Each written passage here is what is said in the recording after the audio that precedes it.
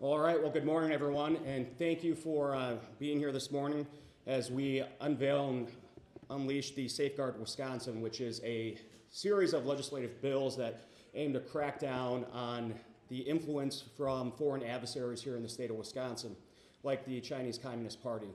There has been tremendous work done at the federal level, but oftentimes states don't have the tools needed to crack down on this as well. And oftentimes, as we have seen, foreign adversaries such as the Chinese Communist Party have turned to state and local units of government, institutions of higher education, as well as private industry to push their influence and try and undermine the very foundations and institutions that make America exceptional. So we have several pieces of legislation aimed here today to strengthen Wisconsin and protect our telecommunications, making sure that our infrastructure and our communications are safeguarded from undue foreign influence, cracking down on transnational repression, which has occurred in states all across the nation and has been documented extensively by the Department of Justice, making sure that we are ending the illegal harvesting of organs that have been perpetrated by the Chinese Communist Party on minority groups such as the Uyghur Muslims, and a host of other bills as it relates to procurement, not only in state government, but in higher institutions of education. We want to send a clear and decisive message that we are protecting Wisconsinites here in the state. We have an opportunity to be a national leader and build upon actions taken by other states. But more importantly, we want to make sure that Wisconsin taxpayer dollars are not diverted to foreign adversaries like the CCP and others that seek to undermine our very existence and our way of life. And so with that, I want to turn it over to Representative Knodel to discuss the telecommunications bill. Good morning, everyone. We are facing a new kind of threat, one that doesn't come with tanks or troops, but with technology, influence, and money. Foreign adversaries around the world are exploiting our reliance on foreign-made telecommunications equipment to gain quiet leverage over our economy and security. Every state, including Wisconsin, is a potential entry point for these threats. LRB 3258 ensures Wisconsin's critical telecommunications infrastructure is secure. It bans the use of equipment from foreign adversaries in our networks, strengthens cybersecurity requirements, and gives the Public Service Commission the tools to map and track vulnerabilities. In short, it makes our networks harder targets for espionage or sabotage. This legislation is not about bureaucracy. It's about prevention. The cost of acting now is far less than the cost of rebuilding after an attack. Wisconsin will not be an easy target, and we are taking proactive steps to protect our communities, our economy, and our way of life. And I encourage all my colleagues to support this particular legislation. And we'll turn it over to Senator Condon. No. Yeah. Where's my run show? It's me. Okay. We'll turn over to Representative Moses. You ready for it? No. All good. Well, thank you, Representative Knodel. I thought they were going to forget me for a little bit, but I'm here to talk about two bills this morning that are part of this package. The first is transnational repression, which many might be like, what is that even? The general public, they're going to see that and think, what is this transnational repression stuff? But transnational repression happens when foreign governments reach beyond their borders to intimidate, silence, and even harm members of their own country who are in exile in other countries, for instance, living here in the United States. This bill strengthens penalties for criminal acts designed to harass, intimidate, silence, punish individuals in order to enforce a foreign government's control or ideology. Wisconsin will not allow governments to extend their repressive practices to exiles, dissidents, journalists, political opponents, or adversaries who have sought refuge in our state. And then the second one is very important as well. Obviously, with a healthcare background, your healthcare information should be kept private. Not only should it not be shared with your neighbor, but we certainly don't want to be sharing it with other countries, especially countries that might not like us too much, might be enemies. But genetic sequencers produced in certain foreign nations, particularly, once again in China, are increasingly used to collect large volumes of genetic data. This data is then exploited and used in advanced biotechnology research and military applications. Beijing Genomics Institute and its affiliates are sanctioned by the Department of Defense for working with China's military and by the State Department of Commerce for human rights abuse. The Chinese Communist Party is suspected of leveraging BGI for genetically targeted bioweapons. This legislation ensures that our genetic material cannot be accessed or misused for harmful purposes against our country and those who seek refuge here in the state of Wisconsin. So next up, we have Senator Tomczyk. Thank you, sir. Never in my wildest dreams did I think that as a senator I'd be talking about the illegal harvesting of organs, let alone the forced harvesting of organs. Yet here we are. Legislation, part of this package today, will help ensure that Wisconsinites don't participate in this. It's feasible that state-funded programs and private programs actually are paying for illegally harvested organs, and we don't want that. The taxpayers of Wisconsin don't want to see their money going to that. It doesn't fit with our culture, it doesn't fit with our people, and we want to protect those people in the state of Wisconsin.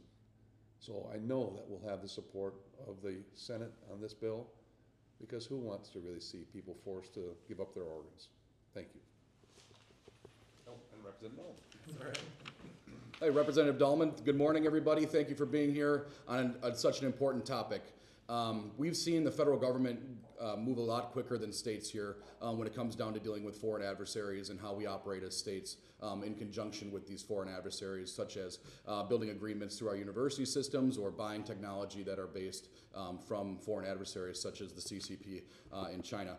A couple bills that I'm working on here in this package will have to deal with procurement. This is a bill that we've run a couple times in previous sessions, but we've seen over the last 6 years upwards of millions of dollars being spent by different agencies around this state, including the UW system, the Department of Health Services, Department of Corrections, and even our Supreme Court, buy technology from companies that are domiciled or created in places of foreign adversaries. These are companies that the federal government has deemed to be adverse and anti-American.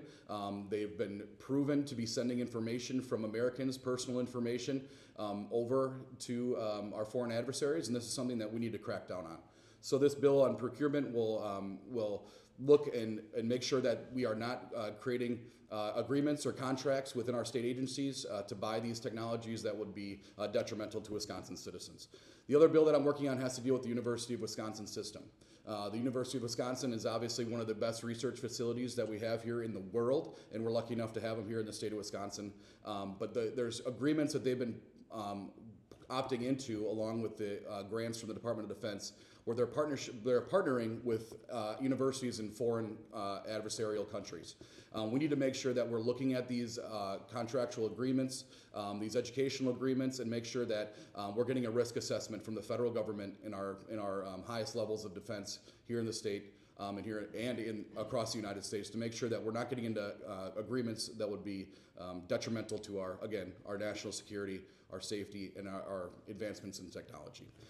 So that being said, I'll turn it over to State Armor, who's here, and they'll talk about some of the bills and some of the work they've been doing around the country.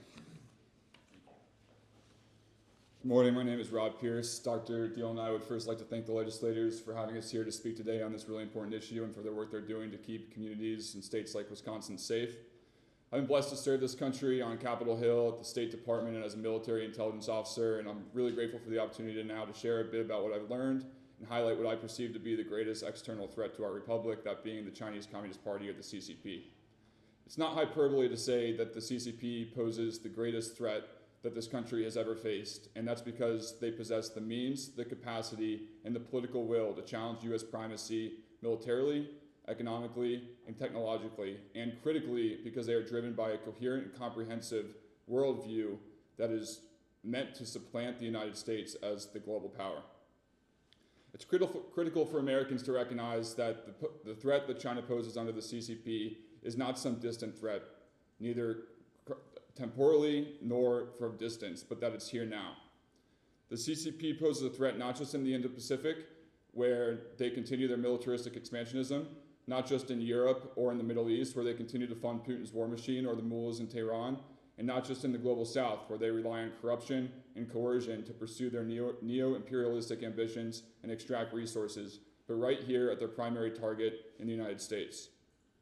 As a result of China's efforts to undermine and gain leverage over our republic, made possible by an environment in this country that has made it far too easy for them to do so, the CCP has succeeded in stealing billions of dollars of our intellectual property in what's been called by the FBI to be the greatest wealth transfer in human history.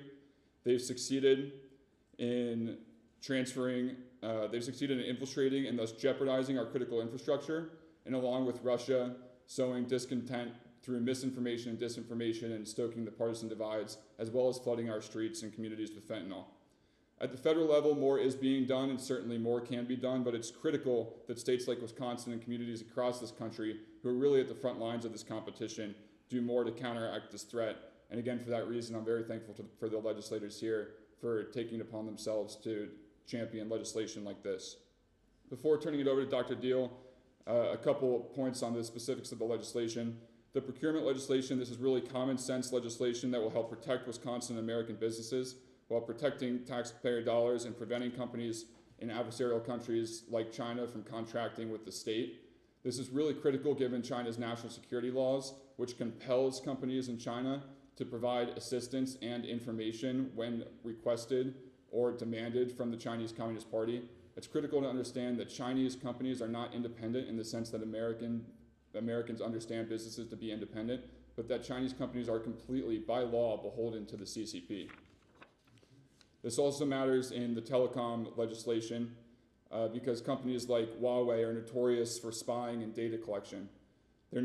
Chinese companies are notorious for stealing our intellectual property, then producing their own at lower cost without the R&D cost, and then implementing that technology to more effectively steal, to more effectively target whoever it is that they deem worthy of targeting for data exfiltration or espionage. So again, the telecom legislation will prevent China from being able to do that here in Wisconsin.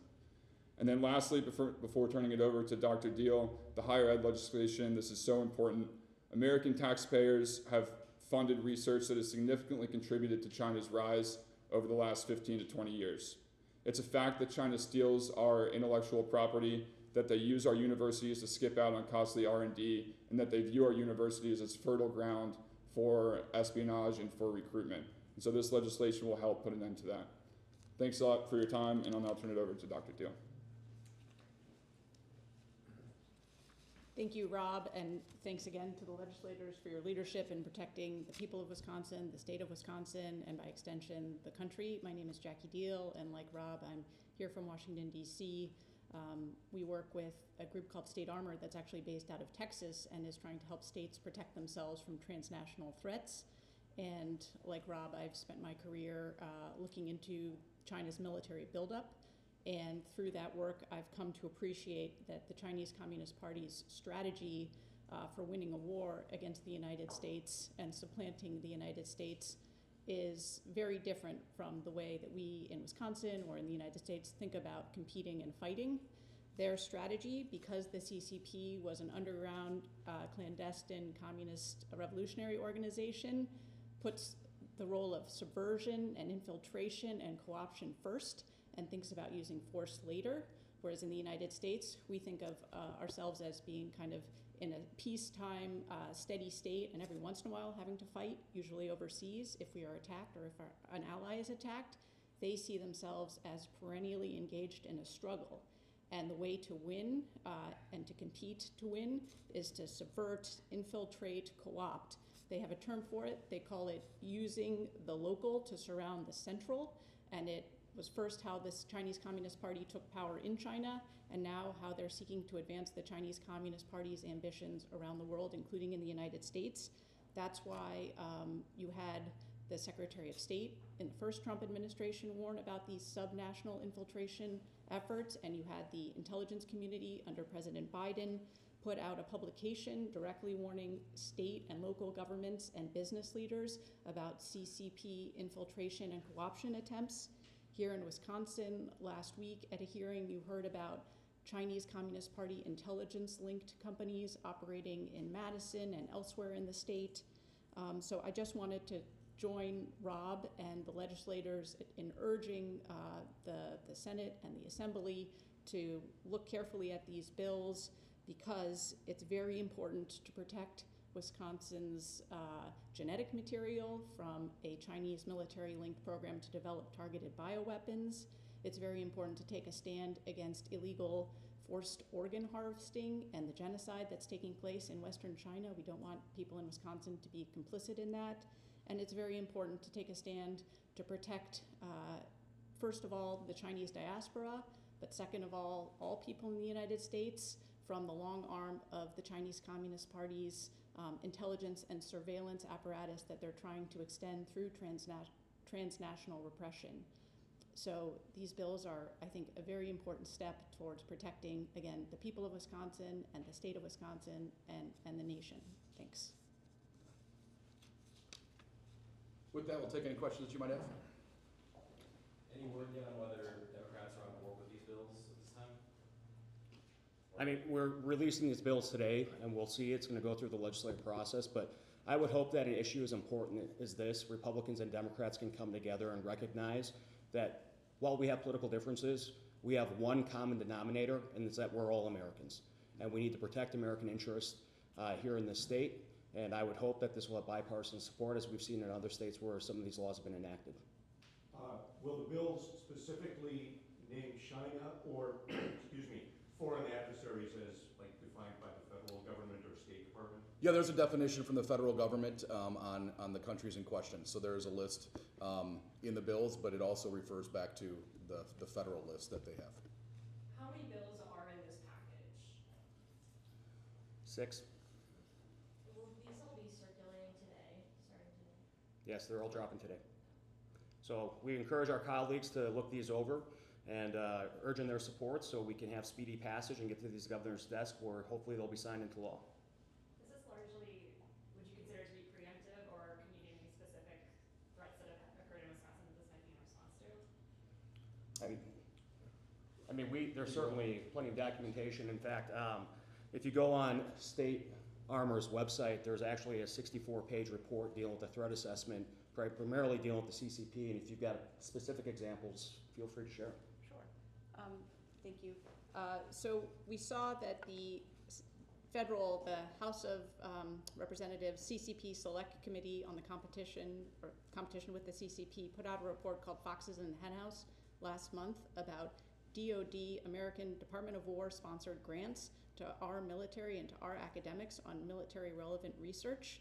And they looked across 300 grants that had been issued from mid-2023, June 2023 to June 2025. And they found in their data set, there were 16 grants to the University of Wisconsin system for a total over $20 million worth of funding that resulted in publications that were co-authored with Chinese academics. The statistic from the overall study was over half of the Chinese co-authors were directly working for Chinese military labs and research institutes. So we have a situation where people from the University of Wisconsin system are working on military relevant technologies like quantum and artificial intelligence and robots and stealth and camouflage, and they're co-authoring this work that's being funded by the US military with scholars working for the Chinese military. So obviously that's a problem. Also last week at a hearing on the land bill, we heard about a number of Wisconsin-based businesses that are linked to Chinese intelligence and the Chinese military through something called the United Front, which is what Xi Jinping calls a magic weapon for achieving the China dream or the goals of the Chinese Communist Party. So there are businesses here in the state that are linked to Chinese intelligence. Similar question, is the organ stealing preventative, or have we heard of cases in Wisconsin of this happening? I don't know of any specific cases here in Wisconsin. Yeah, I think that as the legislator said, this is about something symbolic. This is about not being complicit in what we know to be a program that involves, again, Chinese military hospitals. I believe 25% or close to a quarter of the transplants in the People's Republic of China are done in military hospitals, and those hospitals are known to be engaged in serving Chinese Communist Party elite, high-ranking officials, and in some cases giving them organs from political prisoners. So we don't want people from Wisconsin or anywhere else in the United States to be involved in that. So there should be a prohibition on post-transplant care reimbursement. But obviously, in the case of if people's life is at stake, there will be exceptions to that.